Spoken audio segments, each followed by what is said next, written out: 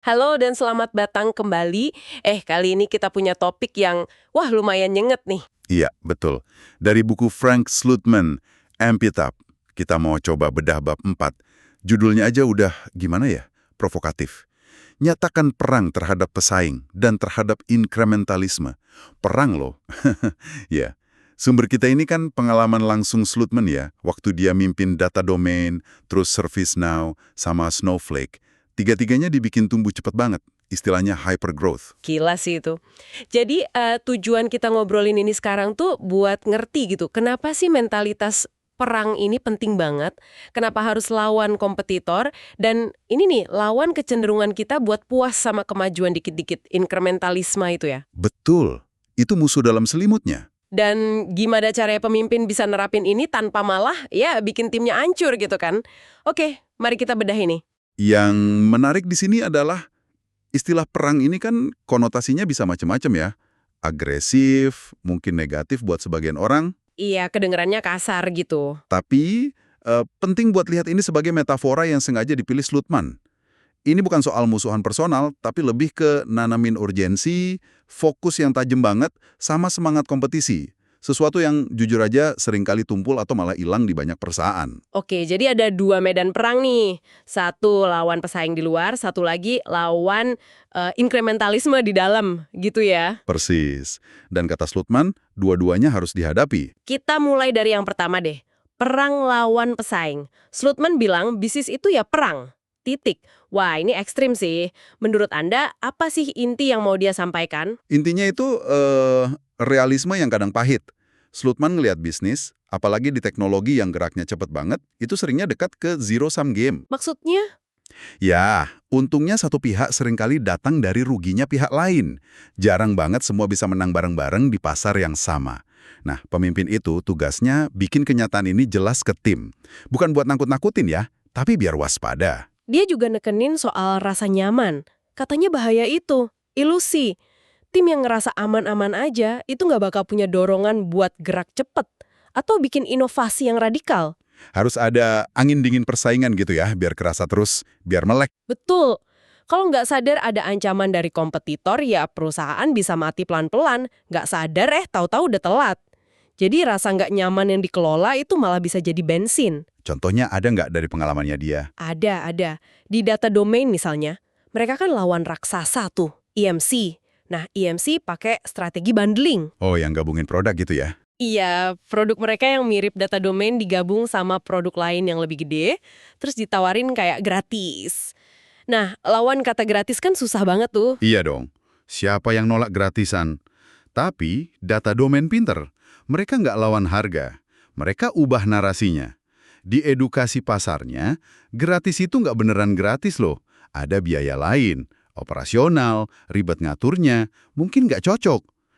Jadi main di total cost of ownership ya. Persis, analoginya lucu. Dikasih gajah gratis, dapat gajahnya sih gratis, tapi ngurusnya bisa bikin bangkrut. Haha, bener juga. Itu nunjukin pentingnya framing ya. Gimana kita ngebentuk persepsi nilai kita. Contoh lain, di ServiceNow, lawan BMC. BMC ini udah susah saingan produk, malah nyerang lewat hukum. Nuduh pelanggaran haki ya? Hak kekayaan intelektual. Betul, intinya nuduh nyolong ide atau teknologi gitulah. Ini nunjukin medan perangnya luas banget. Nggak cuma soal fitur atau harga. Bisa manuver hukum, lobby, finansial, bahkan nyebar FUD. Fear, uncertainty, doubt. Biar reputasi lawan jelek. Pemimpin kudu lihat 360 derajat nih. Kayak di Snowflake juga kan, lawannya raksasa cloud, duitnya nggak berseri. Itu dia. Mereka pakai kekuatan duitnya. Misalnya, beli utang teknis pelanggan. Jadi sisa kontrak pelanggan sama vendor lama, dibayarin sama mereka asal pindah. Wah, terus ngasih subsidi gede, bundling gila-gilaan, pakai skala ekonominya buat neken. Nah, tapi Snowflake ngelawannya gimana coba? Kan duitnya nggak segede itu. Gimana tuh? Mereka fokus di dua hal. Satu, produknya emang unggul jauh dan gampang dibuktikan.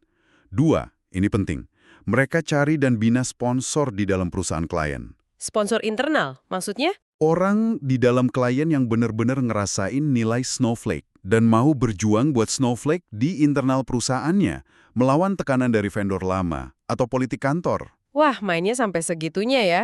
Slutman juga nyebut soal politik neraca perdagangan. Oh iya, jadi si raksasa cloud ini kan seringkali juga pelanggan si klien di bisnis lain. Nah, hubungan ini dipakai buat nawar, pilih produk cloud kami dong gitu, walaupun mungkin teknisnya bukan yang terbaik. Kompleks emang, Balik ke metafora perang tadi, kenapa sih penting banget? buat bangun urgensi sama fokus bareng-bareng, biar nggak lengah. Slutman ngutip Sun Tzu dari The Art of War. Katanya, menang sejati itu kalau berhasil matahin keinginan musuh buat bertarung. Gimana caranya matahin keinginan lawan di bisnis? Salah satu cara paling efektif, kata Slutman, ya rekrut orang-orang terbaik dari kompetitor, bajak. Wah, Ini pukulan ganda strategis banget. Kita dapat ilmunya, dapat orangnya, sekaligus kita lemahkan lawan secara langsung. Ini juga jadi sinyal ke pasar, siapa nih yang lagi menang perang talenta. Biasanya itu indikator kuat. tapi nggak berisiko ya metafora perang ini malah bikin kultur internal jadi toksik, jadi parno. Gimana batasannya? Itu pertanyaan bagus banget. Penting. Slotman sendiri nekanin, ini bukan soal bikin suasana kerja penuh tekanan negatif atau sikut-sikutan. Fokusnya ke musuh luar, pesaing, sama musuh dalam, inkrementalisme, bukan ke teman kerja sendiri.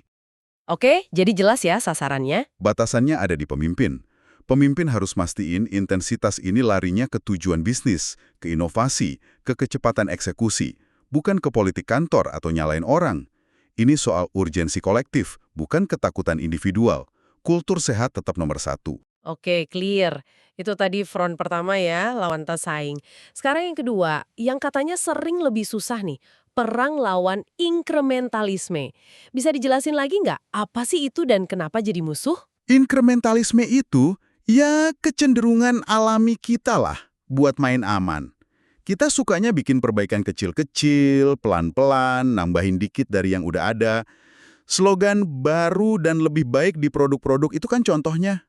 Logis ya kedengarannya. Iya sih, rasanya lebih aman, lebih keukur gitu. Nah, di situ jebakannya buat jangka panjang. Inkrementalisme ini, walaupun enak, risikonya stagnasi. Bisa mematikan. Perusahaan gede tuh rentan banget sama ini. Kenapa tuh? Karena seringnya, di kultur korporat gede, hukuman buat gagal itu jauh lebih gede daripada hadiah buat sukses dari langkah berani. Jadi orang milih aman aja. Perbaikan kecil, dampaknya ya kecil juga. Dan akibatnya bisa fatal ya. Slutman nunjukin fakta daftar Fortune 500 puluhan tahun lalu sama sekarang beda jauh. Banyak raksasa dulu yang sekarang hilang. Itu bukti kalau cuma nambah dikit-dikit itu nggak cukup. Bisnis perlu reinvention, nemuin diri lagi secara berkala. Terus lawannya inkrementalisme apa dong? Slutman nyebutnya future state thinking, mikir dari kondisi ideal di masa depan. Bayangin tujuan gede kita 3 atau 5 tahun lagi itu apa, terus kerja mundur dari situ. Langkah radikal apa yang perlu diambil sekarang buat nyampe ke sana? Jangan nyetir lihat spion terus. Wah, kebalik ya cara mikirnya. Bukan dari sini mau kemana, tapi mau ke sana gimana caranya dari sini. Keren. Pendekatan inkremental ini katanya juga nyedot energi organisasi ya. Kalau fokusnya cuma target kecil-kecil, orang nggak kepacu mikir gede. Contohnya target naik 30% dalam 2 tahun. Lumayan kan? Lumayan lah. Tapi Slutman nantang. Kenapa nggak 100%? Atau 1000% sekalian? Pertanyaan ini maksa mikir ulang. Seberapa gede sih potensi pasarnya? Berapa banyak kue yang sebenarnya bisa kita ambil? Jadi dorong batas kemungkinan ya. Bukan cuma nerima batasan yang ada sekarang. Ada pertanyaan provokatif yang sering dia tanya ke CEO. Seberapa cepat perusahaan Anda bisa tumbuh kalau semua hambatan diilangin? Jawabannya sering bikin kaget. Jarang ada pemimpin yang beneran udah mikirin batas paling luar potensi tumbuhnya. Ini kayaknya nyambung ke psikologi pemimpin ya. Suka mundur ke target aman biar nggak kelihatan gagal. Padahal justru di situ tantangannya. Persis. Makanya Slutman ngutip pidato Theodore Roosevelt soal man in the arena. Intinya, pujian itu buat yang berani turun gelanggang, yang berjuang keras, mungkin gagal, tapi coba lagi. Bukan buat yang cuma nonton di pinggir. Ini ajakan buat berani bertindak, walau hasilnya nggak pasti. Tapi ngomong gampang ya, jangan inkremental. Prakteknya nolak proposal bisnis yang aman tapi targetnya cuma naik 5-10%, itu butuh nyali gede di perusahaan. Banget. Butuh keberanian politik kadang-kadang. Nah, sekarang gimana nih? Dua perang ini nyambung. Lawan pesaing sama lawan inkrementalisme. Gimana keterkaitannya? Erat banget. Kata Slutman, buat bisa benar-benar menang lawan pesaing kuat atau ganggu pasar yang udah mapan, hampir selalu kita harus menang dulu lawan inkrementalisme di dalam. Harus berani beda banget gitu ya? Iya, butuh lompatan nilai atau teknologi yang gede, bukan cuma perbaikan kecil, biar bisa nembus kebisingan pasar dan ngalahin pemain lama. Contohnya di perusahaan dia gimana? Di data domain? Misi mereka bukan cuma bikin disk storage yang lebih baik dikit dari tape. Misinya radikal. Tape sucks. Mereka mau bunuh tape. Wow. Mereka nolak jalur inkremental kayak bikin VTL, Virtual Tape Libraries, yang intinya bikin disk niru cara kerja tape yang lambat. Malah, mereka bikin teknologi replikasi data basis jaringan yang benar-benar baru. Itu perubahan fundamental. Kalau di ServiceNow? Sama. Bukan cuma bikin helpdesk lebih baik dikit. Mereka lihat solusi IT management yang ada itu kaku, susah diubah, butuh konsultan mahal, dan intinya dibenci sama orang IT sendiri. Jadi mereka bikin apa? Platform yang memungkinkan otomatisasi workflow IT, dan bahkan staf IT biasa bisa bikin kustomisasi cepat. Lompatan besar di kemudahan pakai dan fleksibilitas. Bukan cuma nambah fitur. Snowflake juga gitu? Ya, mereka bikin data warehouse tradisional versi cloud. Mereka reimagining. Mikirin ulang dari nol gimana data warehouse seharusnya di era cloud. Arsitektur lama didobrak, performa bisa berkali-kali lipat lebih cepat, dan ngelolanya gampang banget. Ini serangan ke teknologi lama, bukan cuma polesan. Jadi kuncinya, kalau mau menang lawan pesaing, seringkali harus berani beda secara radikal ya, bukan cuma lebih baik sedikit. Betul. Analisisnya gini. Kenapa pendekatan radikal ini berhasil? Sering karena mereka nyerang pasar yang pemain lamanya incumbent, udah lamban, produknya ribet, atau teknologinya udah ketinggalan. Lebih gampang nyerang incumbent yang dibenci pasar, ya, daripada yang dicintai. Biasanya gitu. Tapi kuncinya bedanya harus gede dan jelas. Kalau cuma beda 10-20%, orang malas pindah. Repot soalnya. Wow. Nggak mau ngaku kalau dunia udah berubah dan model bisnis mereka mungkin udah usang. Nah ini nyambung ke bagian terakhir. Gimana pemimpin bisa bawa orang-orangnya ke pertempuran ini? Peran pemimpin gimana tuh? Sentral banget. Slotman bilang pemimpin itu penyalur state of mind organisasi yang ngatur suhu dan tempo. Pemimpin harus pastiin semua orang nyambung ke misi besar, fokus ke prioritas yang sama, ngerasain urgensi yang sama. Jangan sampai ada gap antara pimpinan sama karyawan di lapangan. Terus tindakan konkretnya apa? Bukan cuma ngomong doang kan? Jelas bukan? Salah satunya evaluasi sumber daya VF kebutuhan secara nggak sentimental. Lihat objektif.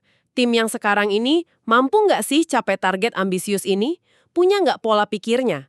Sebelum buru-buru nambah orang, itu kan incremental. Coba gali dulu potensi maksimal dari yang udah ada. Bisa nggak di level up? Dan tanggung jawab terbesar pemimpin apa kata Slutman?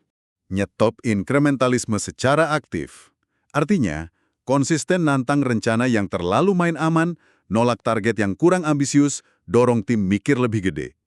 Jadi nggak cuma bilang stop incremental, tapi ya beneran tolak rencana bisnis yang targetnya cuma naik 5%, padahal potensinya bisa 50%. Atau malah apresiasi tim yang berani coba target gede walau mungkin hasilnya belum sempurna. Jadi harus aktif ya, nggak bisa pasif. Pemimpin itu kayak arsitek pola pikir tim. Nanamkan urgensi, keberanian, fokus kedua medan perang itu. Lawan pesaing dan lawan rasa puas diri. Biar bisa hypergrowth. Tepat sekali. Ini bukan soal bikin stres ya, tapi nyalurin energi, fokus, sama ambisi ke arah yang benar. Oke. Jadi kalau kita rangkum nih ya, intisari bab 4 Amp It Up versi Slutman. Lupakan perbaikan kecil, ayo perang. Pertama, kenali lawan. Cari lemahnya, serang cerdas tanpa henti. Kedua, yang mungkin lebih penting, lawan musuh di dalam. Rasa puas sama kemajuan seadanya, si inkrementalisme itu. Senjatanya, target yang gede banget, berani banget, sampai mungkin awalnya kedengeran agak gila. Intens banget ya pendekatannya. Mungkin sebagai penutup nih, buat Anda renungkan. Gimana caranya Anda bisa nerapin intensitas, urgensi, fokus perang ala Slutman ini di kerjaan atau organisasi Anda sekarang? Gimana caranya biar energi kompetitif ini tetap sehat, produktif, nggak jadi musuhan atau malah bikin burnout? Nah, itu dia. Di mana batas tipis antara kompetisi yang memacu sama yang rusak, dan gimana pemimpin jaga keseimbangan itu sambil terus amp it up. Pertanyaan bagus buat dipikirin kan? Betul, pertanyaan reflektif yang bagus buat dibawa pulang.